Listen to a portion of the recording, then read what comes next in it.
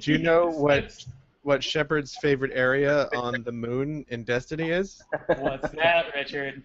The Circle of Bones. Hello, Circle of Bones. Hello, everybody, and welcome to the Joystick Destiny Roundtable. My name is Anthony John Agnello, Joystick Community Manager, and you are looking at a wide array of human beings who run Joystick, and we've all been playing Destiny? Maybe? Have you guys been playing Destiny? I've been playing a lot of Milan's Secret Castle this week, and people keep giving me weird looks because that's just not relevant at all. I can give you tips on that game if you need. Oh, dear God. We've been playing it so much, but none more so than Richard Mitchell, a reviews content director. One guy with a widescreen webcam. He's playing right now, too. Yeah, I could actually screen share it if you want. Let's go around the horn. Susan, would you please start us off by introducing yourself?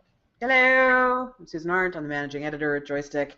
I play as a warlock, and I just unlocked Venus, but I'm too low a level to go there yet, so I'm still mucking about on the moon. Alexander.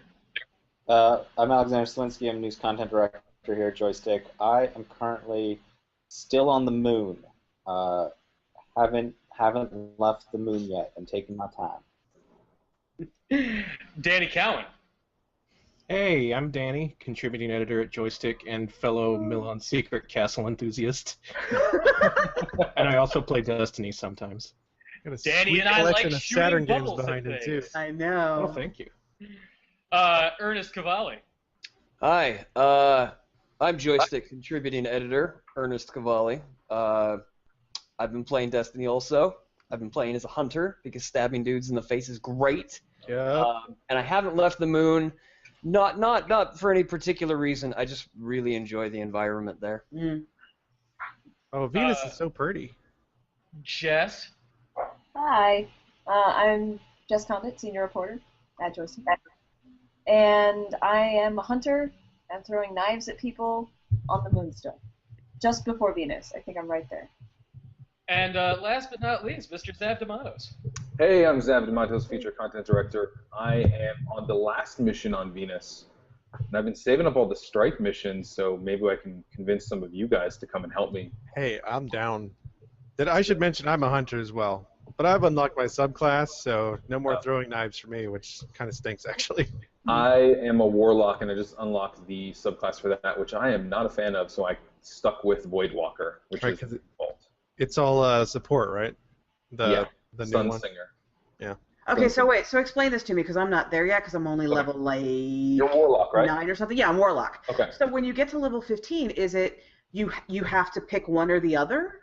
So what happens is you go where you pick your when you upgrade on the menu, top left corner, the other one that's black, that grayed out now, you can select. And if you select that one, it basically gives you a brand new skill tree that's empty. So you can't glide anymore, you can't throw grenades anymore. It's basically like starting over. Okay. Susan, the way someone in our Twitch chat described it the other day, which I thought was really good, is it's kind of like the Final Fantasy jobs system. Yeah, okay. Yeah. So it's like you have another subclass, sub-job, and you just have to start over before you're as good as you were. Well, there is a third place for another subclass in there. Yeah, I'm wondering what that's all about. Like, is that expansion stuff? It would be great if once you unlock all of the abilities in both subclasses, a third one opens up where you can pick and choose what you want from each of them. Oh, that would be awesome. Actually, that's kind of what... I swear, when I got to play this at a preview event, I was the hunter, and I had the Blade Dancer Super where you just run around stabbing stuff, and I could throw a knife. I swear that was true. I could be completely wrong, though. Plus, it was a pre-release version of the game. All of this stuff that you guys are talking about when you unlock the subclasses is kind of pertinent to anyone who is going to be playing Destiny this weekend and hasn't yet, is that when you start playing Destiny and you, like, even if you read up about the differences between a Titan, a Hunter, and a Warlock, that's really not indicative of how your character is going to play after 5 or 6 hours. No. And it's weird that the game doesn't give you any inkling of what that sort of long game might be. And you don't have those chances to respec. Like something like Borderlands does give you that option to pull out all of the abilities that you've unlocked and reallocate them at your will. Well, I think there's a difference here, though, because in Borderlands you can only get so many points to allocate, and I think in Destiny there's nothing stopping you from just maxing everything out. Right, and any class can use any weapon, so there's not really that much difference between the characters. Mm. But it sounds like, I mean, Zav, you were just saying that the subclass that you've unlocked as a warlock is just not to your liking, though. Why? Yeah. Well, because I like the Voidwalker because it has good AoE. We're going to use MMO terms now, folks, because it's Destiny. Yeah. It has good area of effect attack where you throw down that giant orb and destroy a bunch of stuff. And actually, you can unlock it so when you throw down that blast, it creates a sort of a radius, and anything in that radius will start to take damage unless they exit, and they kind of get slowed down. So I really like that. And also, after that, you unlock one where it actually tracks people. So when you throw it, it'll actually chase people down, which is awesome. But the Sunsinger, which is the subclass for the Warlock, that one was Voidwalker. Sunsinger changes it so it's more defensive. So you throw down this shield that protects you, and an upgrade to that is when you throw down the shield, anyone in the bubble that's an ally actually increases. I think it like decreases all their cooldowns, so they get their abilities faster. So it's more of a defensive thing. It's like the monk, you know, or the priest in MMO terms, kind of. Not the monk in Diablo, but I don't. So I've been so enamored with playing as this like really badass, can kill anything in one hit character, and all of a sudden now we have this defensive character that I'm just. I wish that maybe they would have mixed some of that in. So I'm so used to killing everything now. So for me to go to level 15 and then turn into a defense character. A little disappointing. Yeah, a lot of people love support characters, though. I mean, so that's okay for them. Are you playing a lot with other people? Or are you playing mostly by yourself? Well, see, that's the thing. I'm playing mostly by myself, the campaign stuff. If I was playing with other people and I was, like, rocking with a tank and a hunter, that would be a great thing to have. Right. So I may just... What's for me is that I've been playing with a hunter and a warlock. And even though I'm a titan and I should be the tank, I've actually reverted to my battlefield style of being the medic because they keep dying, so I'm just running around, like, bringing them back to life over and over and over again. So even though I'm technically supposed to be the tank, I'm the medic. Well, if you're staying alive, you are the tank. I mean, if you're running in first and staying alive when they're dying, you do have more health at least. But that's the thing about Destiny's classes, like I was saying, with the weapons being available to every character. It's really not like an MMO where characters have these predefined rules, or even like Battlefield where the roles are so much more defined. Like Alexander was saying, if you want to play medic, you can do that. It's just you go do that. You don't have to reset your skills or anything. There's very, I don't want to say little variety in the game's characters, but it's certainly lacking variety as compared to your average MMO or even most class-based shooter. Next, do you think that's a good thing, though? I mean, it sounds like that might make it far more approachable than something like Battlefield 4 or something like Warcraft or even something like Diablo. It makes it much more approachable and more intuitive to play, but at the same time, it reduces the amount of the game's lifespan. You know, there's less to explore if your characters are that similar. Well, can we talk about that? Like, just the idea that there might not be a lot to explore in general in this game. Has anyone else gotten that feeling? To discuss that. Yeah, I think we have to. Yeah. I think. Okay, wait. I have a question. In other games, be it Battlefield, be it something more RPG based, even like a Diablo, do you guys play different characters? Like, will you roll a different character type? Yeah, eventually. Will you? Okay. I have 3 alts in Diablo 3 Ultimate Evil Edition. Okay. See, I always think I'm going to, and then I never do. Like, so I remember playing the original Diablo 3 when it came out on PC. I played as a demon hunter. really liked the class, and really wanted to experiment with other classes. And it wasn't until the expansion came out that I played Crusader. And then when the game came out on PS4, I switched to a monk, and I always feel like, yeah, I'm going to go back and do this, but then you remember the things that, oh, I hated this part, or I hated this level, or I hated doing that. I hated the humps.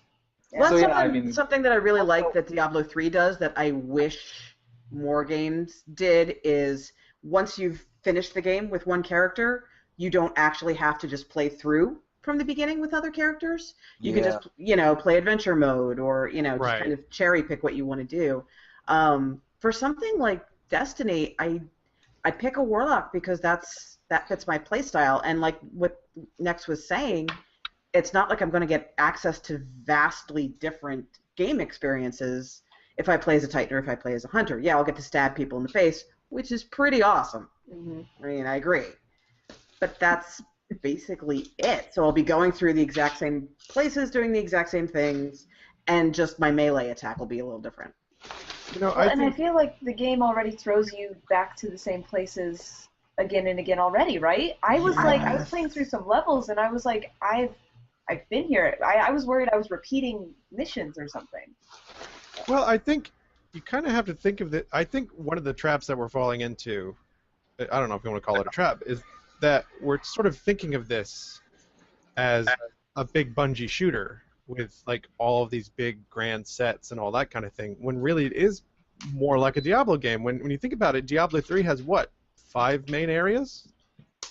And they're huge. Well, in fairness to Diablo, though, there's far more variety in those 5 main areas than there are in the 5 areas of Destiny, or however many there are, because I haven't seen them all. Someone in chat whose name I can't read because their name is bright green, so it's not showing up on my phone here, says that his or her biggest gripe with Destiny is that it's a social game that isn't very social. You don't have friends already to play with. It isn't very jump in and team up with the people around you. And I feel like that has a lot to do with the historical idea of what like Bungie has made and what people are used to of like a Call of Duty. You know what I mean? Like, I see people running around. I think it's partly that, but I think it's also something that Nex was talking about when we were playing with the Crucible yesterday, is that the communication tools that you have at your disposal right in the game are incredibly limited.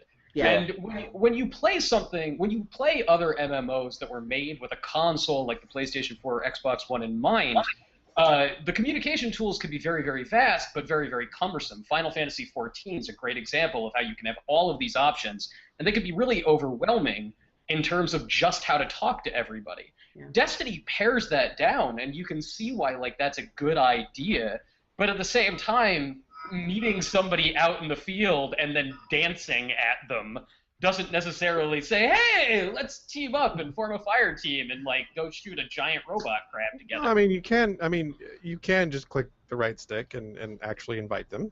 You can do that. Yeah. But on PlayStation specifically, you have to click in the right stick and then select invite to fire team. Then it loads the Sony UI. Right, which does take a long time. Which if you don't use that right, it hangs at 80%, which is what we saw. There's a workaround for that, and this has been a problem with the UI for a long time. You have to actually go and load their profile, wait for it to load properly, and then invite them. And then they're gone by then. And then by then they're gone. Well, also the other problem is in the beta, one of the nifty things I thought about the game was if you can just walk up to someone in public and you can all just start working on the same thing, and that's really, really cool. There's no elegant way to talk to them unless you invite them to your fire team, and you can talk to people on your fire team, but that's it. And B, I just haven't run into that many people. I'll be doing a mission and I'll see some dude way over there, and I'll just see his little tag go by, but there just has not been as many people. And I know it's not because people aren't playing the game, because we know people are, so I'm not sure what the deal is. I don't run into a lot of people in town. Yeah. It doesn't have that populated world feeling that you get from a lot of MMOs or any... Yeah, we're having a culture issue here. Where the people who understand the culture of MMOs are not getting what they want, and the culture of shooters aren't getting their sort of core concepts either. Sure. it seems to be straddling both worlds in such a way that it's just getting like if we wanted to like this is the beginning of Destiny. We all know that there are many expansions to come over the next 10 years, and that it's going to keep being built on. And even if we look at World of Warcraft, something like the meeting stones were not there earlier on. And okay, tell me what that is, because I don't know what that is. so back in the beginning of the World of Warcraft, it was 10 years gone in the before times. It wasn't as easy to pair up. You know, you couldn't. Wait, I gotta interrupt. I just dinged level 20.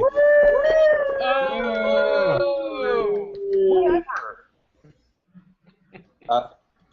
Where was I? Yeah, it wasn't as easy to pair up or go on raids as it is now, and I think that functionality is probably going to come to Destiny in time. I am certainly not making excuses for the game, but at this stage, I would consider Destiny like the minimum viable product of what it is going to become over time. Here's the thing, man. I absolutely agree with what you were saying about it kind of hitting the midpoint between MMO and shooter and not really being either of those, although people are wanting to expect it or wanting it to be, you know, they expect it to be one of those sorts of familiar genres. My complaint about the game, though, is that, you know, it borrows these ideas from MMOs and it borrows these ideas from shooters, which would be one thing if it created something wholly new. But instead, it feels like an amalgamation of these tropes without really getting any of them right, you know? It's neither MMO nor shooter, but it's not something wholly unique, so it's just kind of something lesser. I would say that I really like the shooting aspect. Like the actual first-person shooter of it, I think is a lot of fun. I have a lot of fun with the character class that I've selected. I've had a lot of fun playing with people. Even when we were playing the Crucible and we lost, I thought it was a lot of fun. We lost. Yeah. But here's the problem that I have with it, is that every single mission is exactly the same structure. Yeah. Every single mission is in go into this room, and Dinklage enters a thing, you hold square to make him do something, and then wave after wave comes and you survive. And every single mission is like that. It's Halo. That's what Bungie makes. But I mean, Halo like, wasn't supposed to be like some deep, large open world experience like Destiny is supposed to be, right? well, and plus Halo had pacing that allowed for when, like, now you go, you press square, Dinklage does something while a meter fills. And if anyone watching is curious, we are referring to the ghost, your little companion, the Dinklage. You whip out your Dinklage. Whip out your Dinklage. You know, like, yeah, you go and you pull out Dinklage, but in Halo, you wouldn't do anything. You would just get to a very, very big fight that was paced in a sort of grander way. You would be in those giant, you know, ship hangars, or it would end with you having to get in a spaceship and fly between certain places and get in a giant fight, or scale, you know, one of those giant crabs. And Destiny does have these public instances, and it seems that everyone who's been playing here has found those public instances to be pretty rare.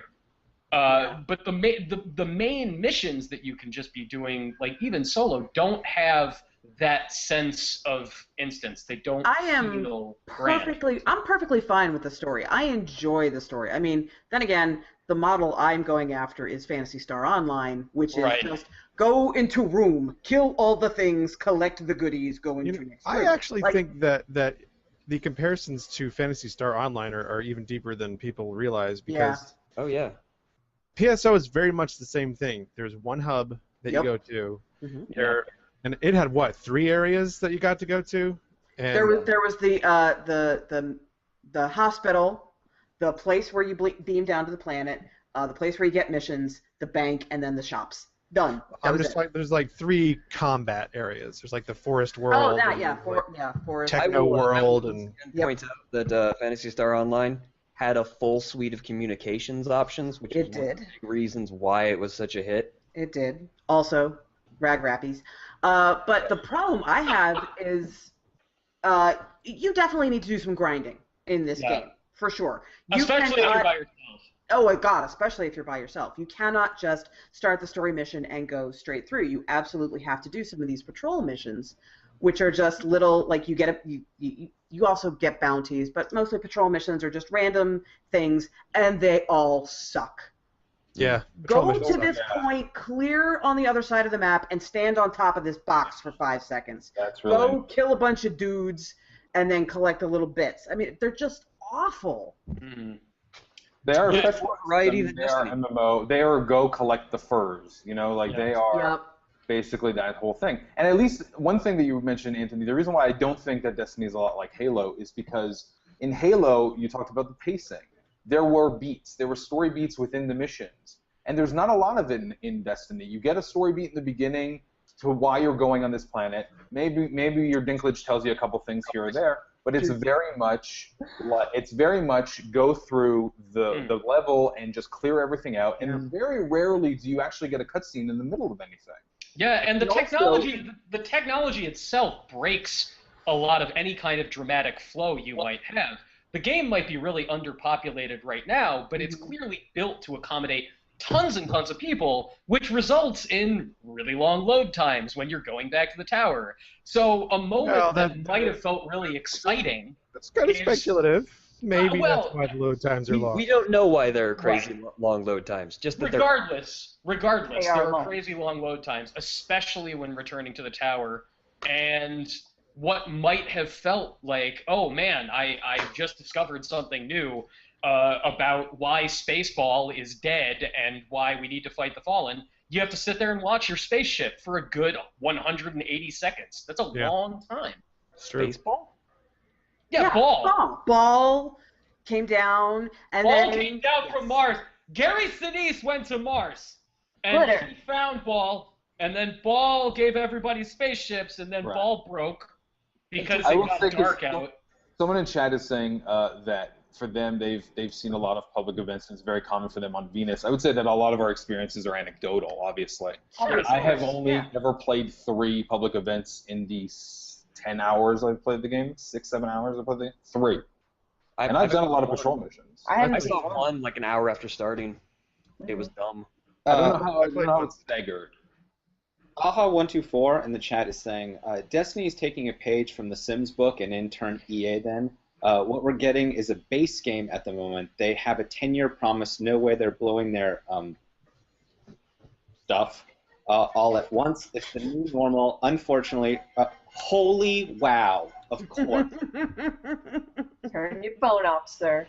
We're very busy. They have a 10-year promise, no way they're blowing their load all at once. It's the new normal. Unfortunately, early adopters are the beta testers. Yes, no, I mean that's not really like harsh. That's taking it in a pretty harsh way. Right, exactly. Again, this goes back to what I was trying to say about minimum viable product. That's what we're trying to go for here. That it's a minimum viable product. You're going to see that with The Sims. That's what early access is. So that is way too harsh for this game. Yes. This is not some half-baked, unfinished piece of crap. But it's not fully either. Not half-baked, but I'd say unfinished. There's a lot of content that should be there that just is not. Such as? Such as what? Full communication options, for instance. The ability. Okay, well let's detail those. What other options should it have? I think that's more constructive than just saying it needs more. If nothing else, it needs a way to talk to everyone in your quote-unquote zone. It needs a mass broadcast option. Proximity chat.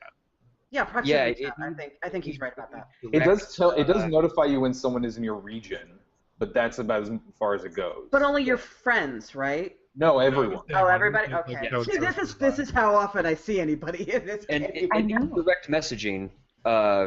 Beyond not like a mailbox system, but like a like the Whisper system or like Tells in World of Warcraft, for instance. Yeah, like for example, if you wanted to do a strike mission right now, like assume none of your friends are online, you want to do a strike mission. and you want to make sure you have an even party. You want to have Warlock, Titan, Hunter. How do you do that? You can't. I mean, you get match made with other people. I think matchmaking tries to make that happen. I seem to remember Bungie talking about that. Not that I've noticed it happening, but I would doubt that they could make that work. I've never seen matchmaking that works as promised. So no. Well, that was a question we got from the chat right after we started. Is do you think that raid matchmaking will be added in? And that seems like something that would benefit a lot of Destiny as it is at this exact moment. If you pick a mission from the menu and all of a sudden you could click one button and it says pair me up with other people that want to do this. And it's surprising, given the community features that Bungie has built in the past, that isn't here. There is the strike playlist, so if you just want to play strike missions, you can do that. Yeah. You know what I wish that you can do, rather than have to find, like, if you find a character and then use R3 to select them and then go to the options and invite and then wait for the invite and invite them. If you're next to someone, you wave. And the other person waves, and now you're a fire team. Now, I don't know if this is a problem with the UI, if like there are restrictions on how you can do certain things as a developer with Sony system or Microsoft system. That could very well be. We don't know. But I feel like the way that the process is now, you have to page through like 3 or 4 different button presses, go through 3 or 4 different button presses before you even have an opportunity for that person to then go through at least 2 button presses to accept. Yeah, there's not really. As far as the in-game, like the stuff that Bungie built, it's pretty bare bones because, like, you have to go through whatever the UI is for the platform that you own, which is fine, but like I don't think the PSN system for inviting people is very good. Well, also, frankly, I don't want to have everybody that I'm teaming up with for 10 minutes be my PlayStation friend. Exactly. Absolutely. Absolutely. Nylan Knacker says, "Hi guys, in line with this discussion regarding Destiny as a platform, do you expect the game to change drastically via expansions? I was discussing this in the context of World of Warcraft last night, and the extent to which the game changes between expansions is alarming. Do you see that as the future of Destiny?" Yep. Eventually. Well, like 7 years from now, maybe, yeah. Right, but because we know from Bungie's contract that was leaked in 2012 with Activision, that the plan as it was at the beginning was to just release these as new numbered packaged sequels. There's going to be Destiny 1, then an expansion, then Destiny 2, and so on and so forth. And I wonder if we'll see those kinds of, is there going to be like a Burning Crusade level change to what we're playing now? There has and I don't think that's very likely. There has to be. Because, I mean, and Alexander, maybe you know this better because you're more in tune with the business side of it, but I think that there is a substantial drop-off of the retail copies versus how many people then proceed to buy things like a season pass or DLC. So your audience is going to shrink.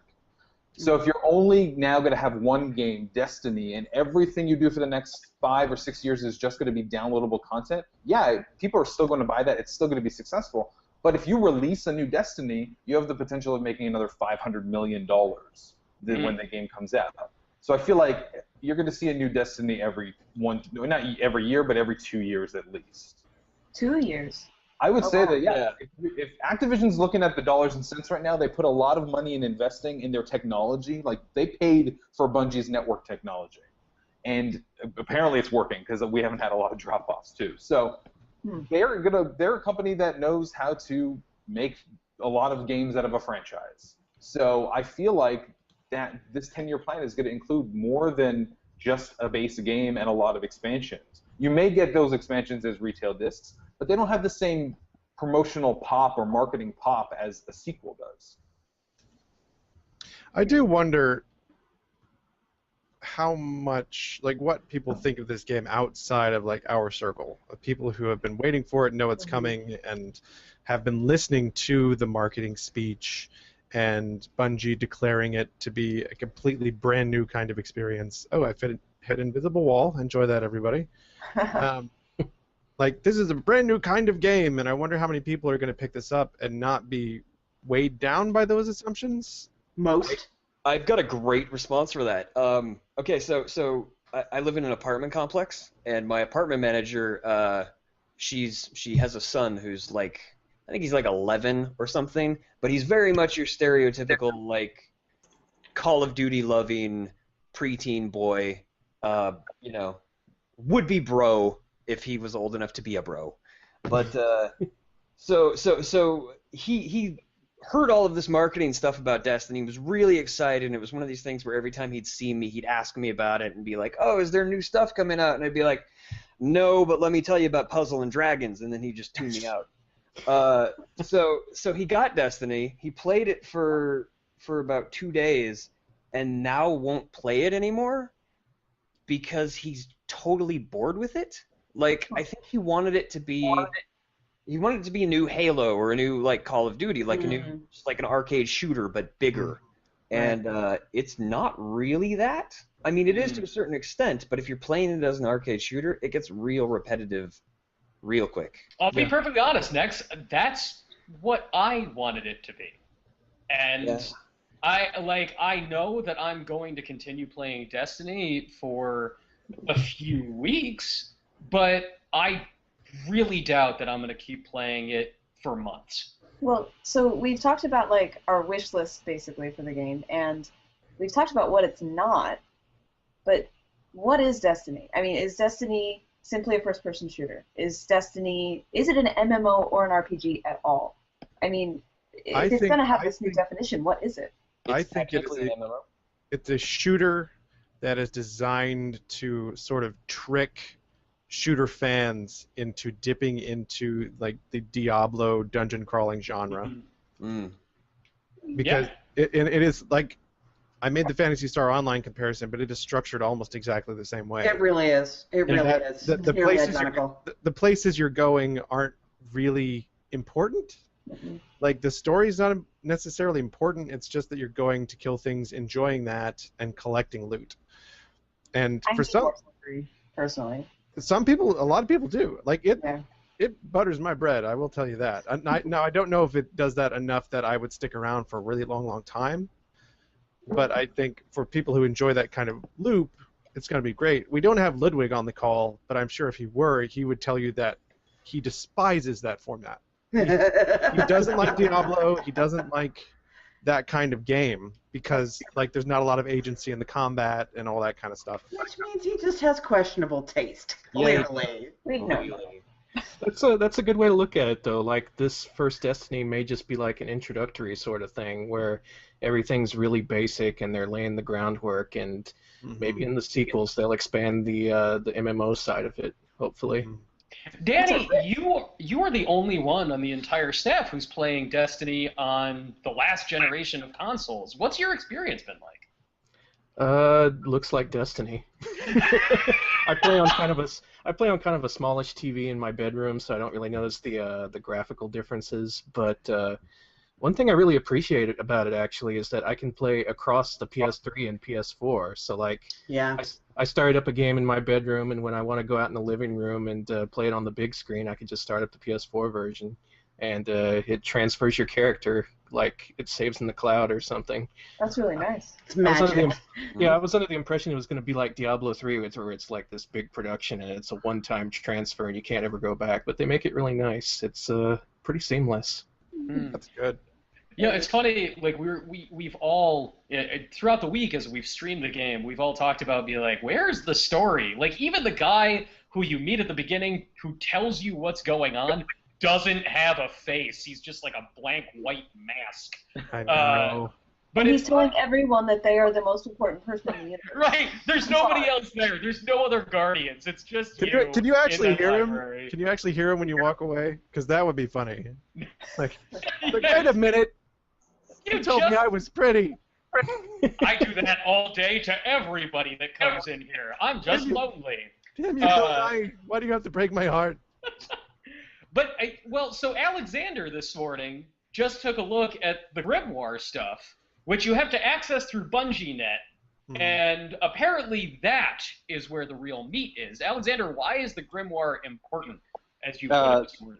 Yeah, Richard will probably be able to explain this a little bit better because he's explored it more. But yeah, I mean, this morning during breakfast, I was talking with someone and they had the grimoire on their phone, and they're showing me like all the content that's available on there, and that's where really the story content of the game or the backstory of the game is. Now, why it was done this way, I don't know, some kind of transmedia, like make sure the kids pick up their phone and somehow Destiny on their phone. I don't really know why that idea is there, but if you, it is definitely part of the Destiny experience to go to Bungie.net and create your account and look up all that stuff. Richard?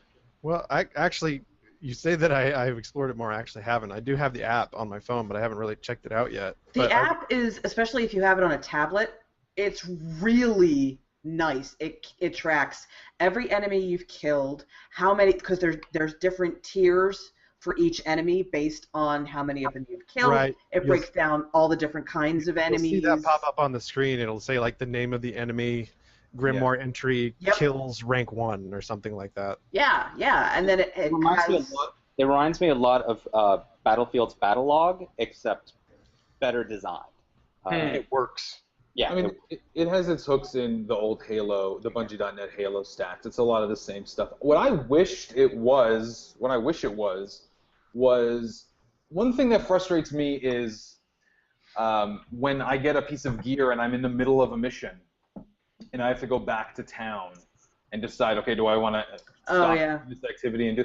I really wish, this is not something, because they want you to go to the town for some reason, but I really wish you could just use that second screen app and like deliver your item to town, or they identify it to town. Like, make it so you actually give people an in-game reason to use the app versus just reading the story that they're not giving you in the game. It'd be nice if you can do something like that. I think the way that loot works is by design, because I think it's supposed to be fast-paced, and they don't want people stopping.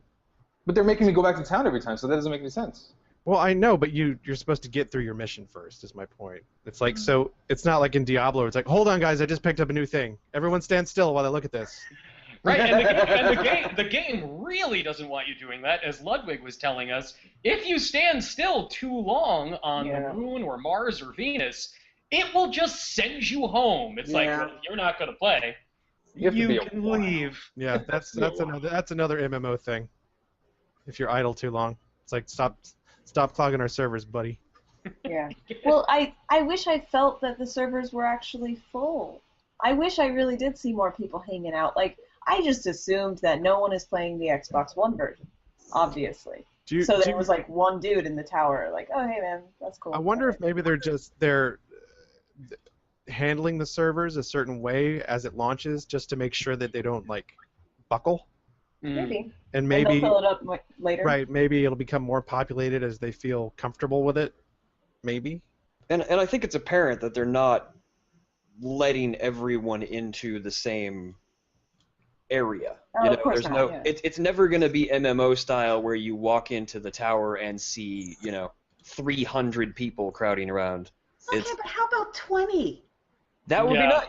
You know, like 20.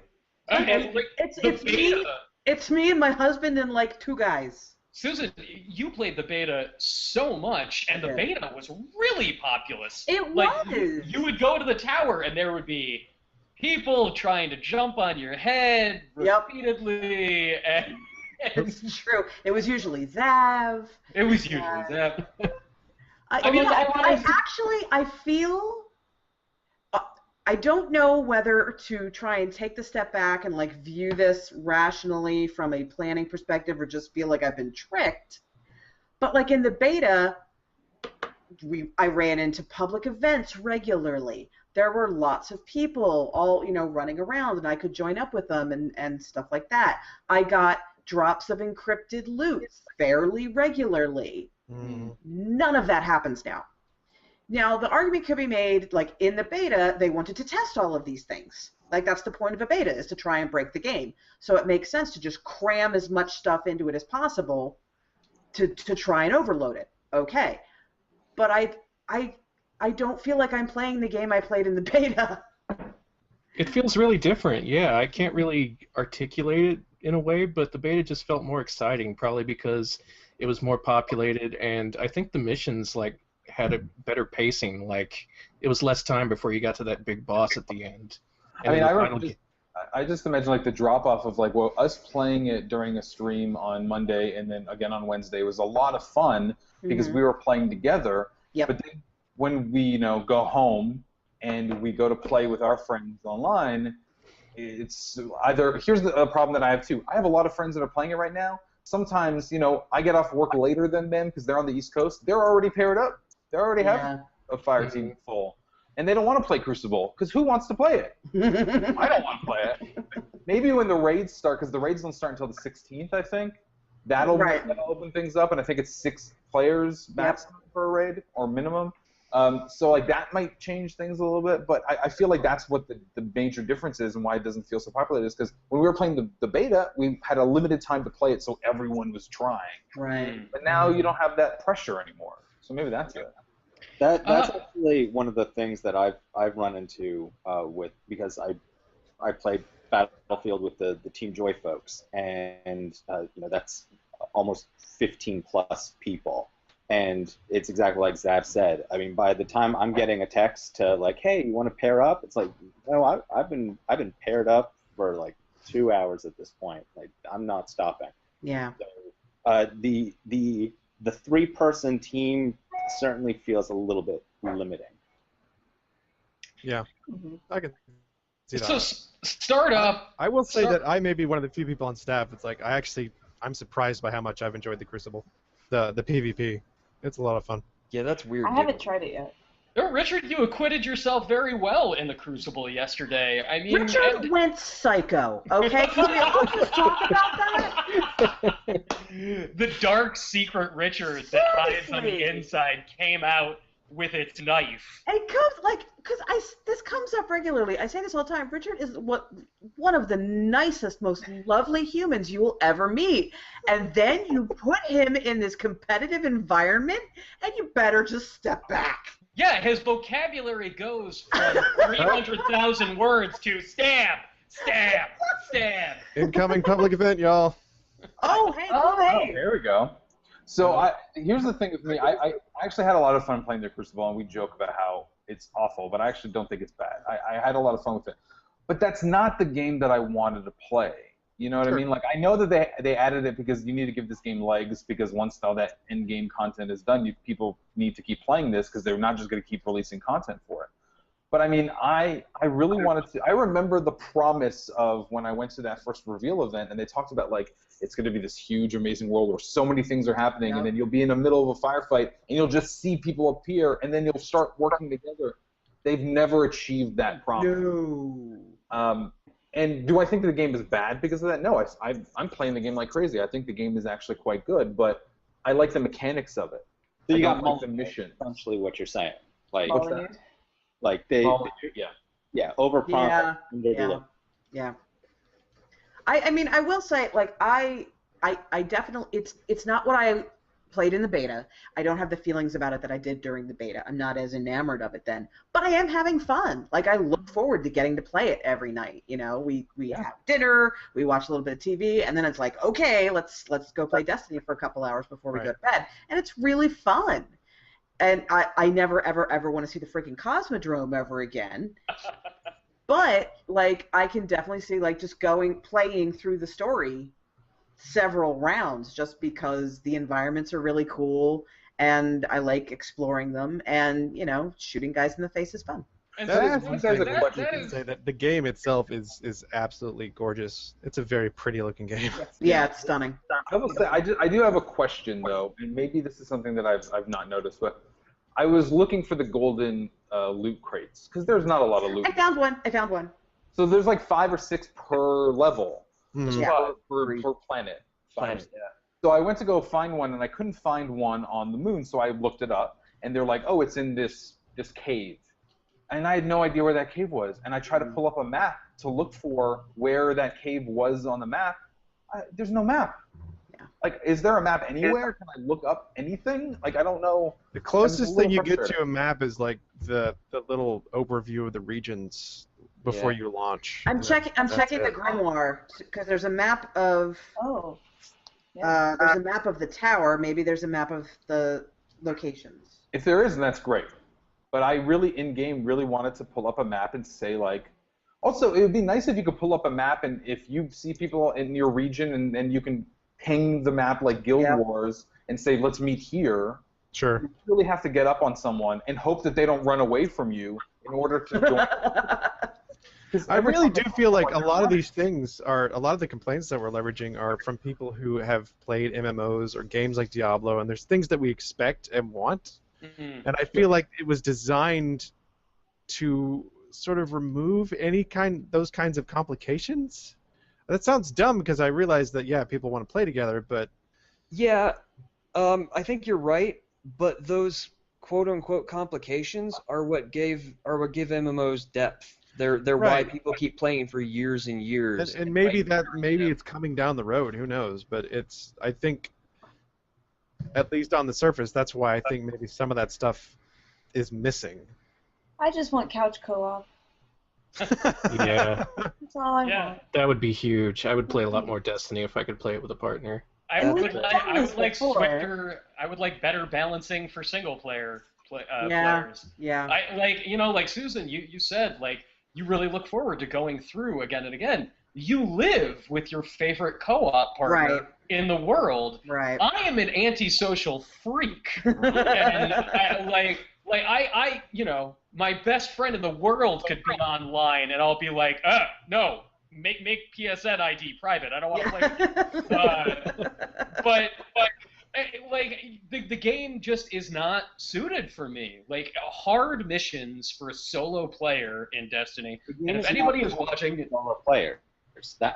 Period. Full stop. It is not for solo players. And see, that's another thing I feel like is different from the feeling in the beta. The game definitely felt soloable to me. In the beta. It really did. It no longer really does. Did. No. It does not feel soloable to me. I want to disagree. I've been playing solo the whole time, and I've had no issues. I do think if you're going to solo, the game is definitely geared more toward shooter fans. Which, like Susan, I know that's not your bag, which is why it's so interesting that Destiny has got hooks in you at all, because on paper this should be the kind of game that Susan Arndt plays very much. I love it. But yeah, I do think that if you're playing solo, you have to be pretty good, because especially these waves at the end, sometimes they seem like relentless. Yeah. And if you turn up the difficulty, man, the hard missions are impossible if you're by yourself.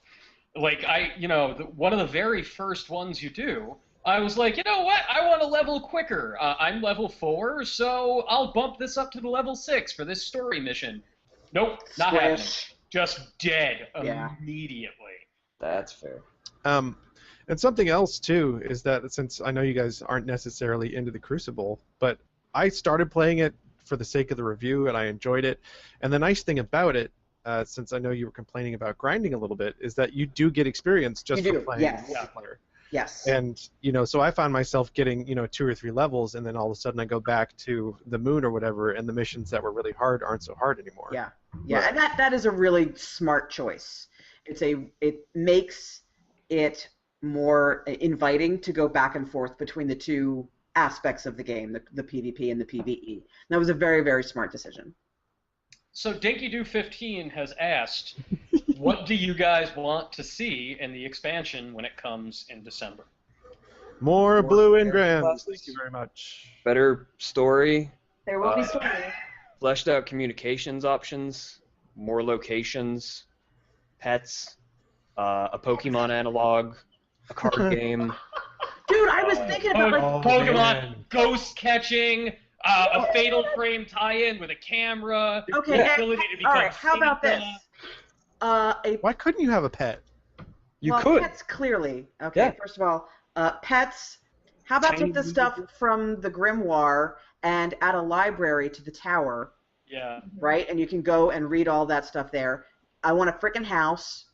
Give me an apartment. Give me a place where I can have trophies and stuff.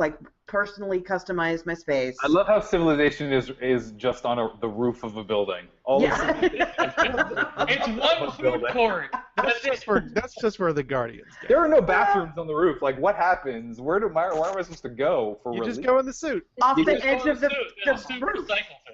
No, you have to go to the Sbarros in the lobby. Yeah, it's right. No, it's right between Sparrow and Auntie Anne's. Yeah, that's the thing though. You gotta like go out in the alley and back. It's kind of weird to get there, and they gotta give you a key. You have to buy a soda. Also, do the Exos have to go? I mean, they're basically robots. Probably not. No. Maybe that's part of being an Awoken too. You no longer have to expel physical. Let's talk about the story a little bit because.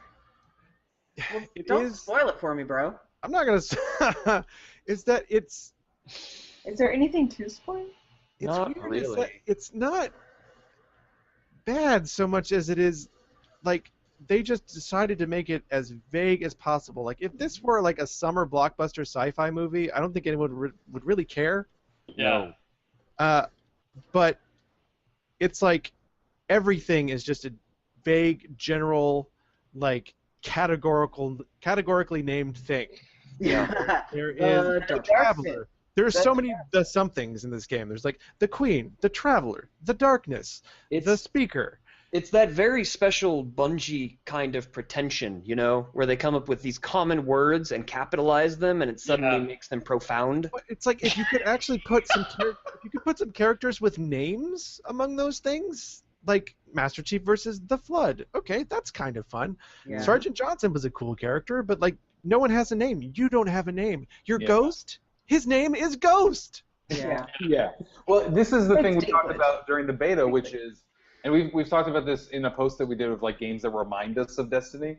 The problem with I feel with this game is that there is no identifiable hero in it to promote. I mean, the game's not doing poorly in sales, so that's not a problem, but. Right. This isn't Star Wars. Like, I feel like Mass Effect tried to make, like, their Star Wars. It was a universe, and there were different races, and there was conflict, and you learned all about this. This starts with telling you, like, the Traveler traveled throughout the galaxy, ended up on Earth, and the darkness followed him. But you only go as far as Mars. Right. Or Venus, I guess. But there are a lot of other planets in our solar system. Yeah, but you got to pay. There's a whole galaxy that this darkness consumed. You don't hear any of it. You don't see any of it. So basically, the Traveler kited all of these darkness a-holes. And then he went AFK, and he's just sitting exactly. Wow, thanks, guy. Oh, sorry. Essentially, the ball Leroy Jenkins does. Exactly. Yes. That's exactly what happened. Yes. And then just ruined Russia. Thanks, Ball. I'm in Shepard's favorite place, the Circle of Bones.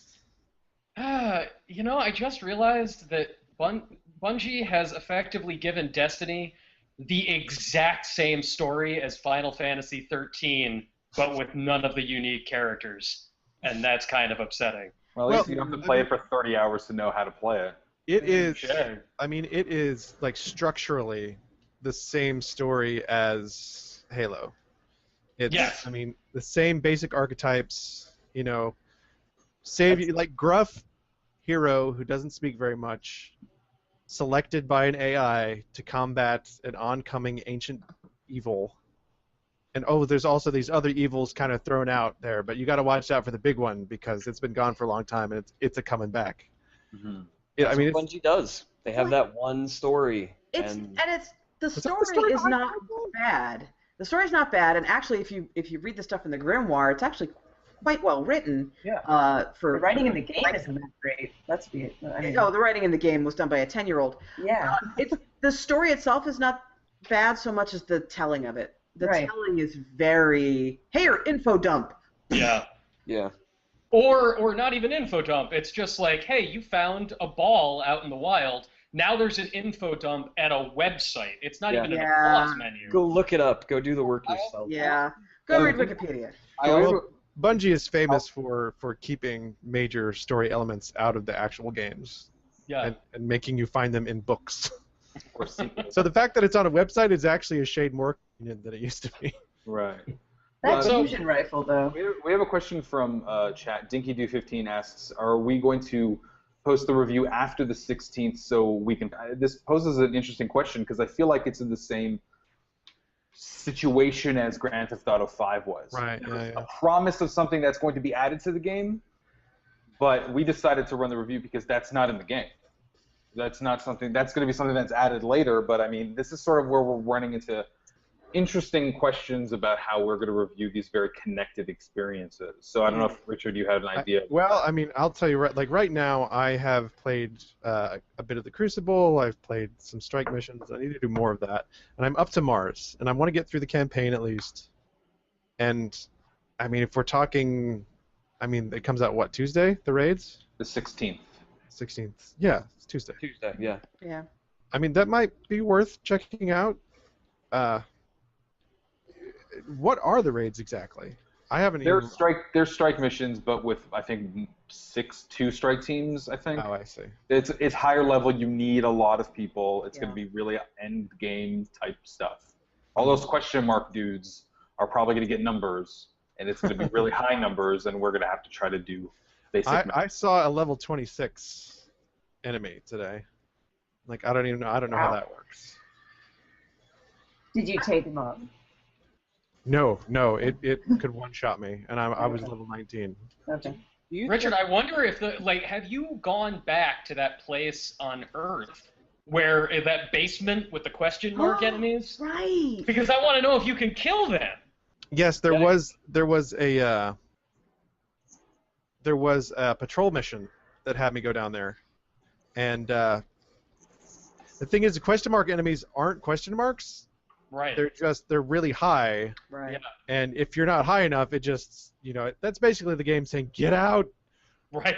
It's the game laughing at you is what it is. It's like, oh, you're cute. So like So when I went back down they? there, they were level like 16 or something. Oh, okay. Oh, all right. So, and then you were like, what do you think of my level 16 knives, son?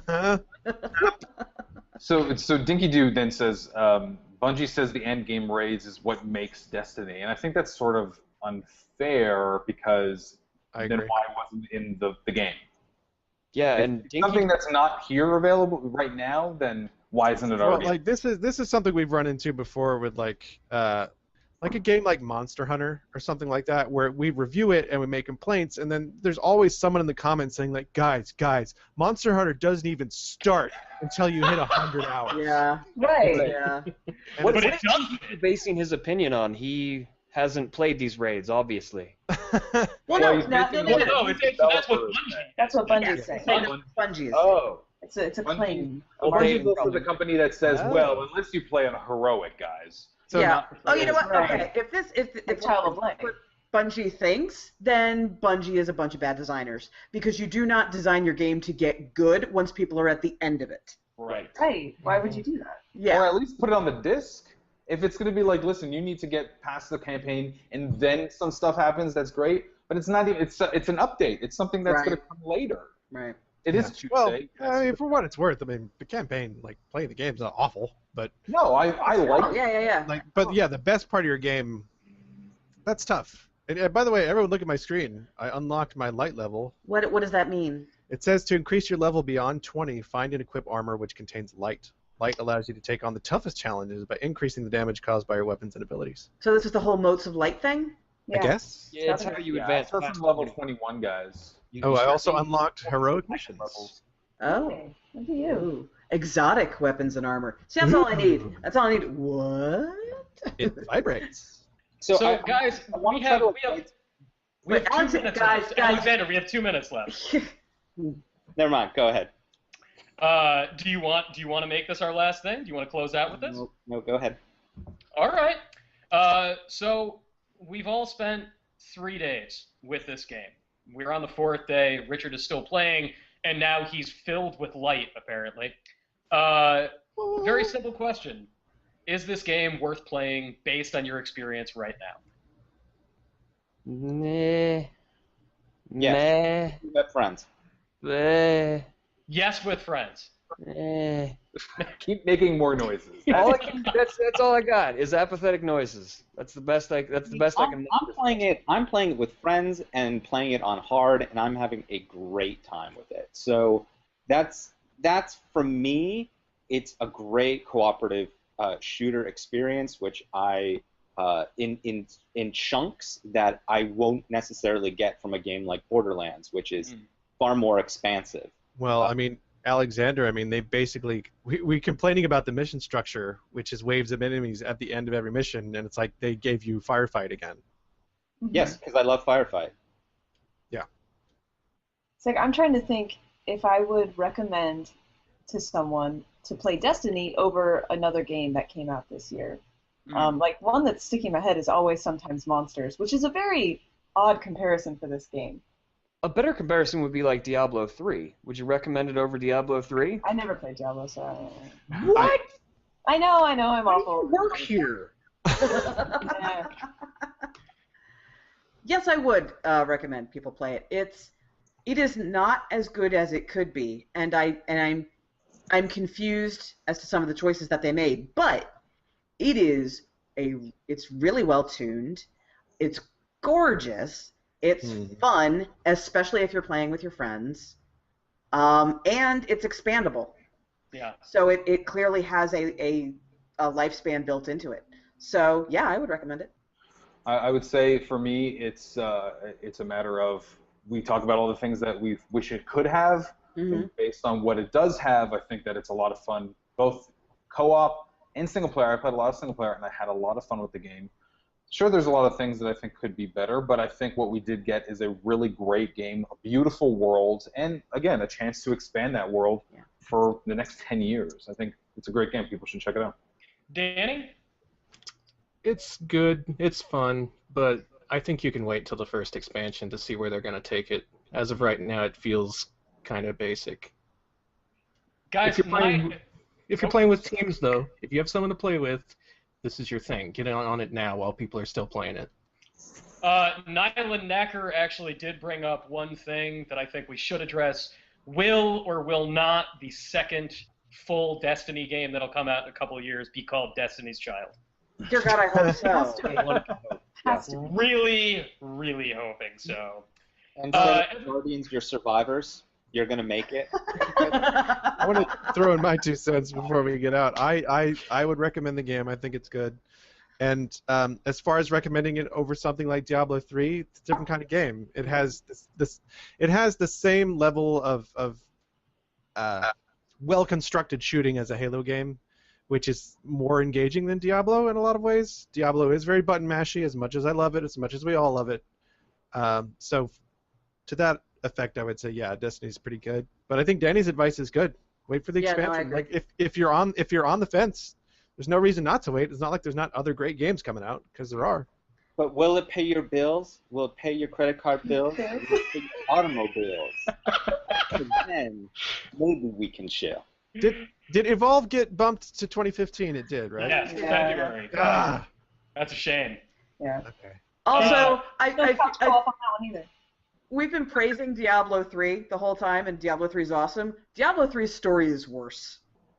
I think it's terrible. Diablo 3's story is the worst. Like, but Diablo 3 makes no bones about it. It knows its story is bad, and it exists. Yeah.